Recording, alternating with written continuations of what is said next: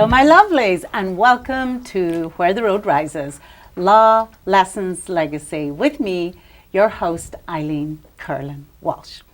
The legacy piece of our show is steeped in storytelling, and our guest today wonderfully advances our legacy theme.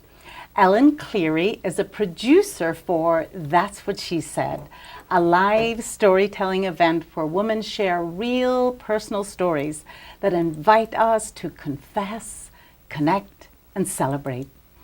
I attended That's What She Said in Naperville in April this year because a friend was speaking, and I was dazzled by the quality and scale of the production.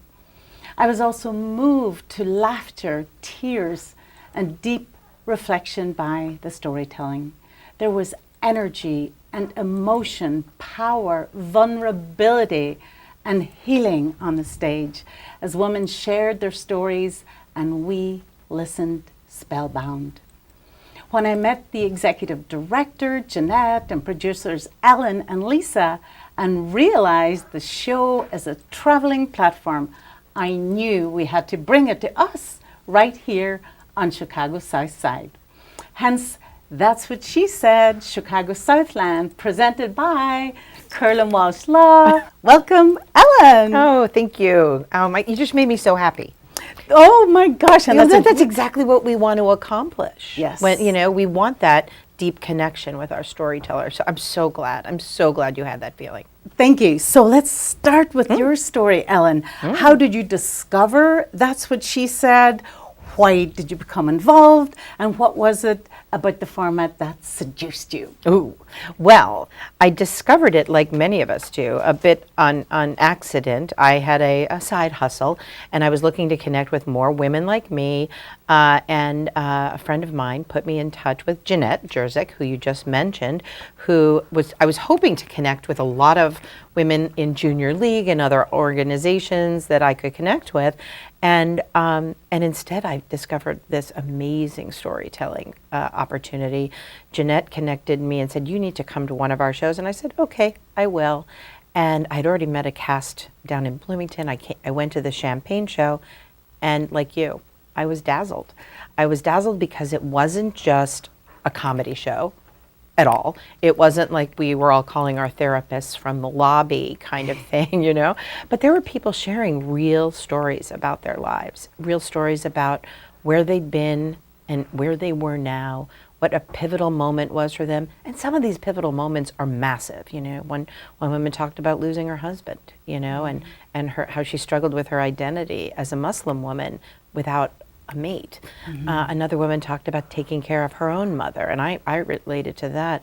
Her mother had a dementia situation. Mine's fine, but she found out that she too could be carrying the same gene. And what does that do? How does that reflect on that? It was just very powerful, and some of the stories were hilarious, absolutely hilarious. And I was like, okay, this is something that stays with you. It's not that moment, and we all need a big laugh, we all need a good cry, but it's this memorable thing that seems to shift DNA.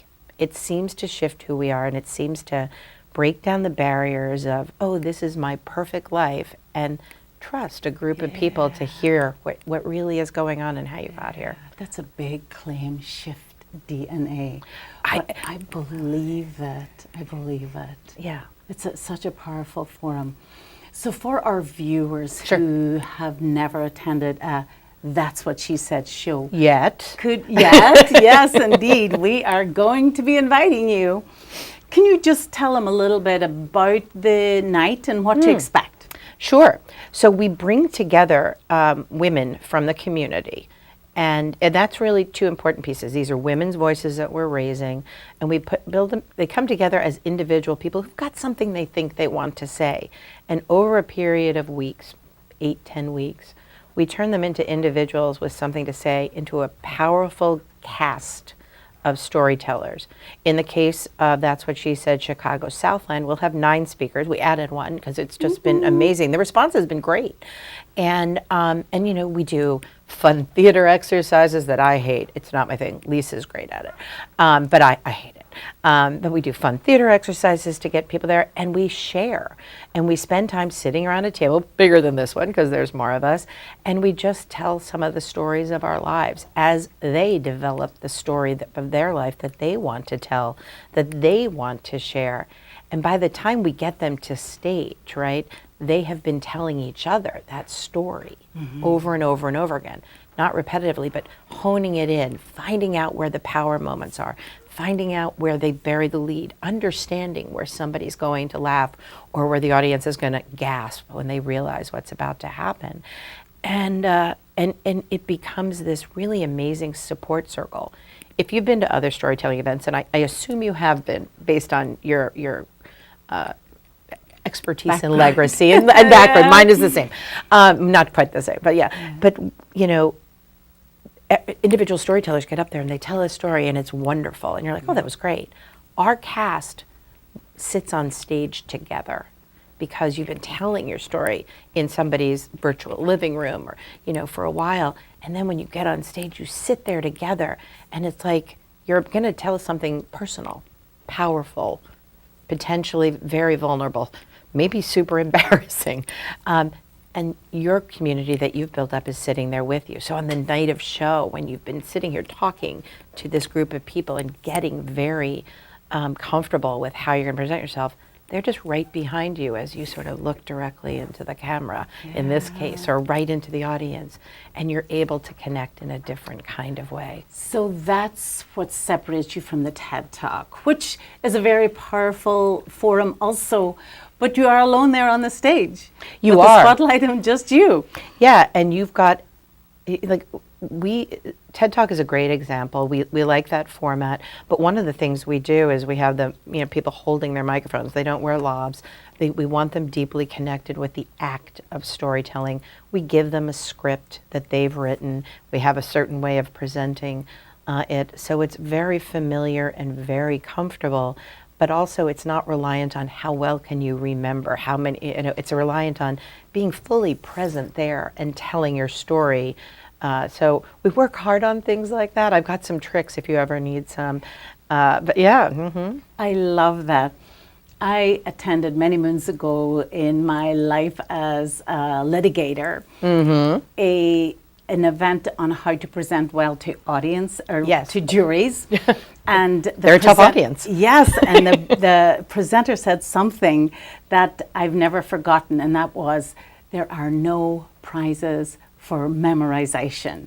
So be able to tell the story powerfully, be able to speak powerfully, but there's no harm in using your notes as long as you look up from them. So I love what you just said, because one of the things that I think would be a little terrifying about a TED Talk is, what if under the spotlight, under the pressure, your mind goes blank?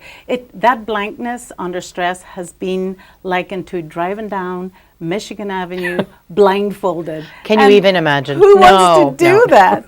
No, you're 100% right, because it's not about that, right? And like, we've all connected with somebody who's just had a terrible moment publicly, but I don't want that to be on my stage. I want them to connect because somebody on my cast, in my cast, looks like them, or sounds like them, has a voice like them, has a story like theirs, a background like theirs. It's really important that way.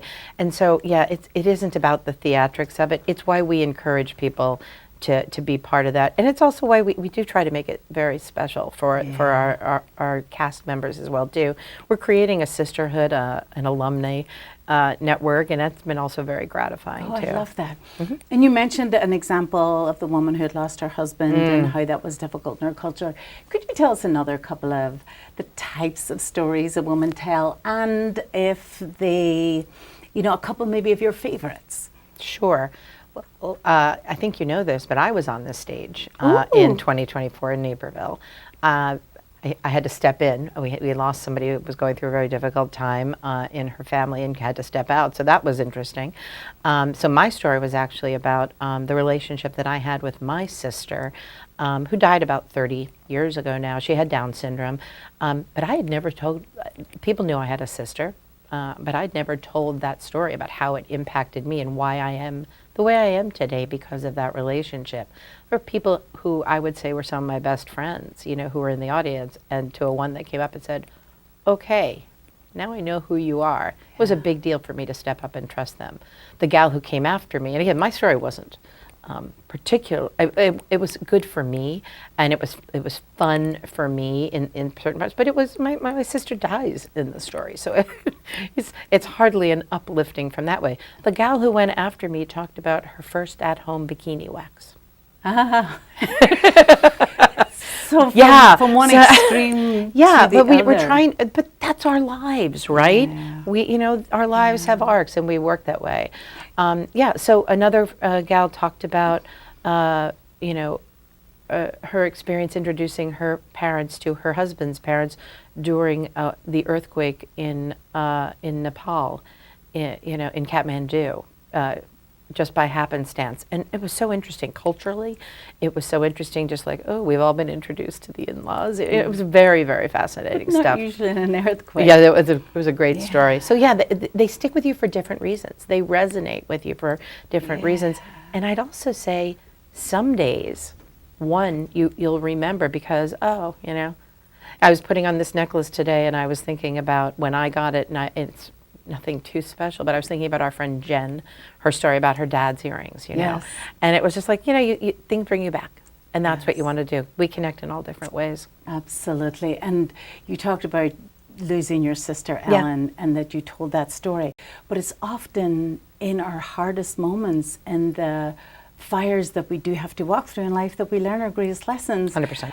And what I took away from the Naperville show was each story had a lesson. There was learning. There was some sort of transformation that the storyteller went through. So if we walk through the fires and we learn to stand up on our shoes, that's a terrific lesson for those out there who might have to one day go through what you went through. 100%. And the other thing I'd say is, whether we talk about it or not, we're all going through it, right? And breaking down those barriers.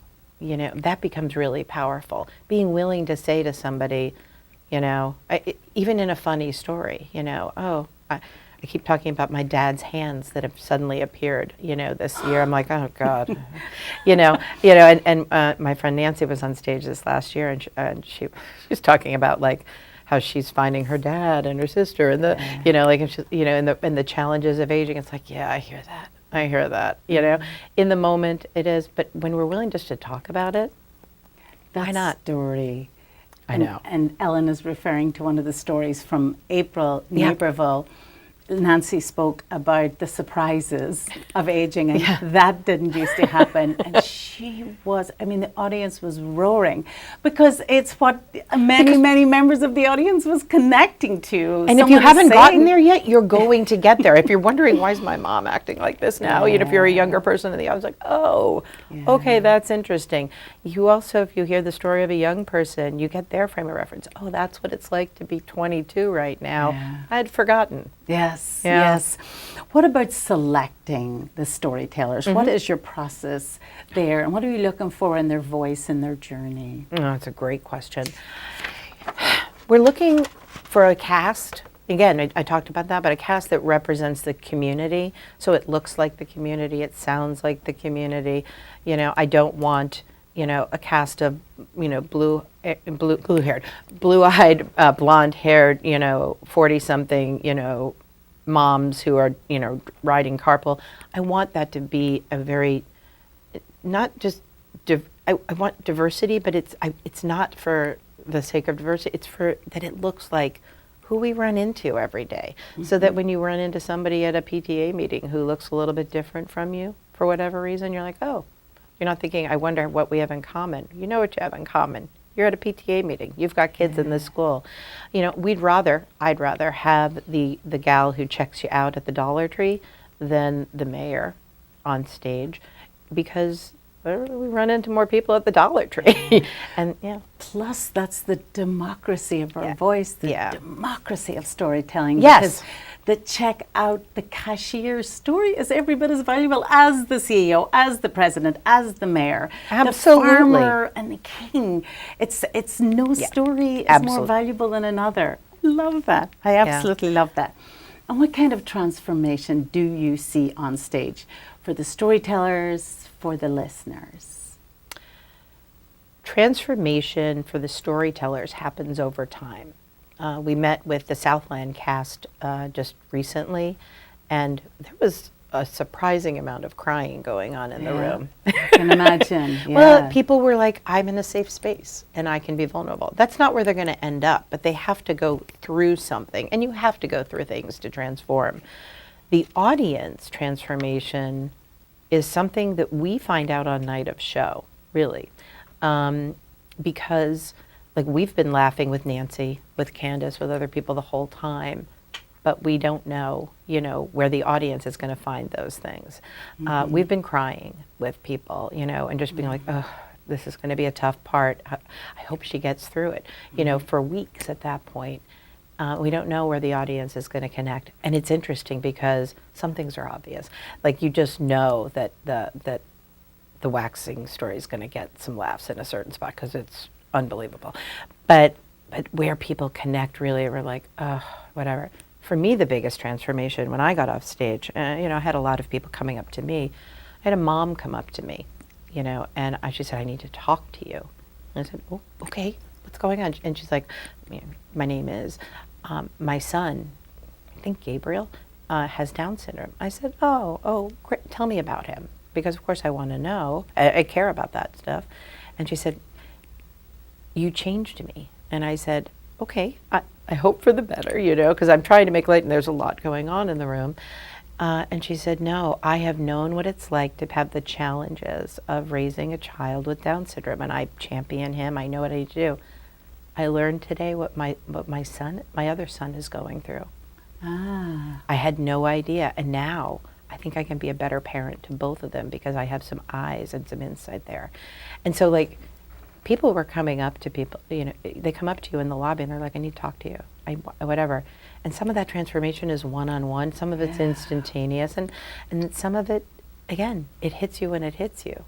And it's the power of storytelling, the tenets, there's such tremendous science going on, the neurocoupling and the mirroring and us seeing ourselves in the story and being able to put ourselves in the story and feeling the emotions of it. It's such a powerful thing. And Dolly Parton has a great line that no one cries alone in my company, and laughter through tears is my favorite emotion, and everything was there. I would say there were men in the audience, but it is predominantly women. There was barely a dry eye, and everybody was creased laughing at certain points. So it just, everyone was feeling, everyone was empathizing. And I think that's another of the great tenets of storytelling, is that we get to understand an experience that we don't have, the diversity that you're speaking of. Yeah. It really packs such a powerful punch, and is good for us as a society. We were born to be empathetic. We're placental creatures, so it's good for us, especially in today's kind of divisive times, to remember that we are all connected and we are each other's keepers. And we're more alike than we are different, even on at times when it feels like we might not be. It's that connection, the story that I can see myself in you, that helps develop that empathy. I mean, empathy starts with self ultimately, don't you think? I mean, it just does. Absolutely. Now, tell our viewers about our story, about the origin of That's What She Said Chicago Southland, that we are bringing right here to our own backyard. Well, do you mean the origin of how you were mesmerized? Yes. I don't want to talk about your mesmerized. No, it was great. I knew that you were interested in coming to the show, and that through your office was the legacy and the storytelling was such an important part of what you give to your clients. So to have you there in the audience, and it's fun. We've got some great pictures. You're one of those, like, oh, I'm here, I'm in this. It was great. But we were talking immediately after the show, and you were just like, yeah, this is exactly, it's not just a legacy of, it's part of your legacy too now, making sure that you are providing this opportunity for the women of our community and frankly the men of our community to connect with each other. You are right, our shows tend to be 80-20 female to male, but men are welcome. You know, men are absolutely welcome, and in fact I would encourage them to come because for a couple of reasons. One, women make a lot of decisions in the household. They are an awful lot of make buying decisions. So it's a great opportunity for people to connect on that level. But in addition to that, we learn more about each other. I mean, and if someone wants to understand the women in his life, they can do no better than listening to 9 women tell them about their lives in a format that you're not asking questions. You're being let in. You're being let in on the secret. And so from there we built out an opportunity. We've done this in a record amount of time. I am so excited. And I'll be honest, I was a little dubious about the Gaelic Park venue because we're used to these grandiose theaters and the whole thing. I mean, this is so Chicago Southland. Like, is there anything more Chicago Southland than an Irish community center? Exactly. And we are just going to have the best time. We're able to create this sort of it's not quite a pub, but that kind of pub atmosphere where it's like, I'm just going to get here and I'm going to share with you. It's perfect. It's absolutely perfect, and it's so South Side. It's so amazing. So our storytellers are coming from all over. We've got folks from Oak Lawn and Orland Park, just all over the place around here, and I'm excited. So I was very excited when I discovered that That's What She Said was a traveling platform. And I so wanted to be a part of it. I wanted to sponsor it when I knew that was an opportunity. And just to bring it here to us on the South Side was really special. And we looked at several platforms. Gaelic Park had the availability, they had the capacity for us. And as you say, Gaelic Park is steeped in the South Side. And what's more appropriate for storytelling than the Irish Centre? So we're really excited to bring it to Gaelic Park, and there are sponsorship opportunities. So what I believe all the speakers have been chosen at this point, but what other opportunities are there for the community to become involved? Well, there's a couple of ways. As you know, every one of our shows benefits a nonprofit organization, and we've chosen Beds Plus for that, doing tremendous work with people who are experiencing housing insecurities. So one thing we're going to do is we're going to have donation boxes on the night of show where people can bring things to help the people in their toughest times. It's a simple thing like a tube of toothpaste, a bottle of shampoo, whatever it might be, and do that. So simple acts like that. We'll be having those right at the door there, and you'll get a chance to learn more about that community that day. For other people, simple come join us. Come join us. Come join us. And you can be in the audience with us. Be mesmerized. We have general admission seats as well as VIP tables. Our VIP tables, people are going to be able to decorate. It's a great opportunity for a business or a bunco group, to get a table together and do something a little bit different, decorate it, do their own thing. And speaking of business opportunity for our business viewers, we do have lots of sponsorships. So at lots of different levels too. Different levels. Yeah. So if you're a small at-home business, there's an opportunity. If you're a large corporation, we have opportunities for you too. So do contact us, and that brings us right to what is the best way for somebody who wants to tell their story, maybe at an additional platform. Someone who wants to sponsor or someone who wants to buy tickets, what's the best way for them to contact us?